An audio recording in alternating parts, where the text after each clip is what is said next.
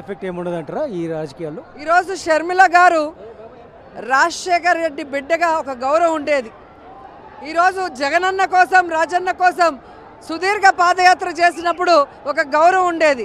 కానీ ఈరోజు తెలంగాణలో పార్టీ పెట్టి ఈరోజు తెలంగాణ ప్రజల్ని మోసం చేస్తూ ఆ పార్టీని విలీనం చేసి మళ్ళీ ఈరోజు కొత్తగా ఈ రాష్ట్రాన్ని విడదీసిన రాజశేఖర రెడ్డి కుటుంబాన్ని విడదీసిన రాష్ట్రానికి ఈరోజు చేటు చేసిన కాంగ్రెస్లోకి చేరి జగనన్నని ఈరోజు పచ్చిగా తిడుతోంది అంటే కేవలం జగనన్న ఓటు చీల్చి చంద్రబాబు నాయుడికి మంచి చేయాలన్న ఉద్దేశంతో వీళ్ళంతా కూడా గుంపులు గుంపులుగా చేరి కూడుపుటాన్ని చేస్తున్నారనేది ఈ రాష్ట్ర ప్రజలు అర్థం చేసుకున్నారు. మరింత సంఘటితంగా ప్రజలంతా ఏకమయ్యారు, కార్యకర్తలంతా ఏకమయ్యారు, నాయకులంతా ఏకమయ్యారు.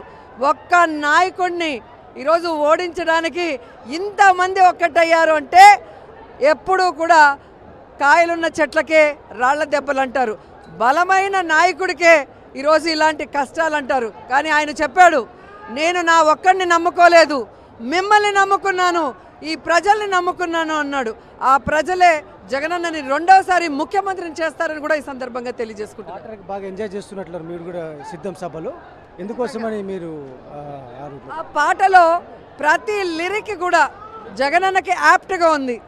ఆయన హెలికాప్టర్ దిగేటప్పుడు మీరు చూశారు ఏ విధంగా ప్రజలంతా అలర్ట్ అయ్యారు, ఏ విధంగా తలలందరూ కూడా పైకి తిప్పారు, ఏ విధంగా ఫోన్లు తీసి వాళ్ళందరూ కూడా అన్న రావటాన్ని వీడియో తీసుకోవటమే కాకుండా ఇక్కడికి వచ్చినప్పుడు టార్చ్ లైట్లు వేసి వారి యొక్క సంఘీభావాన్ని జగనన్నకి తెలియజేయడం మీరు కళ్ళారో చూశారు.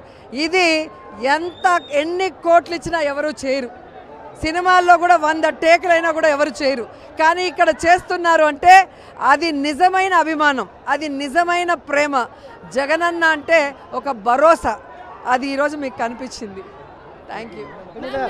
వైఎస్ఆర్ కాంగ్రెస్ పార్టీ ప్రభంజనం ఖాయమంటున్నారు మంత్రి రోజా గారు. చాలా స్పష్టంగా సిద్ధం సభలకు లక్షలాది మంది వైఎస్ఆర్ కాంగ్రెస్ పార్టీ శ్రేణులు హాజరయ్యారు. అదేవిధంగా ముఖ్యమంత్రి వైఎస్ జగన్మోహన్ రెడ్డి చేసిన దిశానిర్దేశం కూడా చాలా బాగుంది, కార్యకర్తలని ఉత్తేజపరిచంగా ఉంది.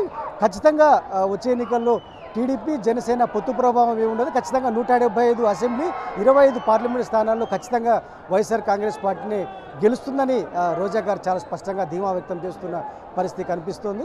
వీడియో స్టేషన్ శ్రీనివాస్ శివాడి, సాక్షి న్యూస్, అనంతపురం జిల్లా.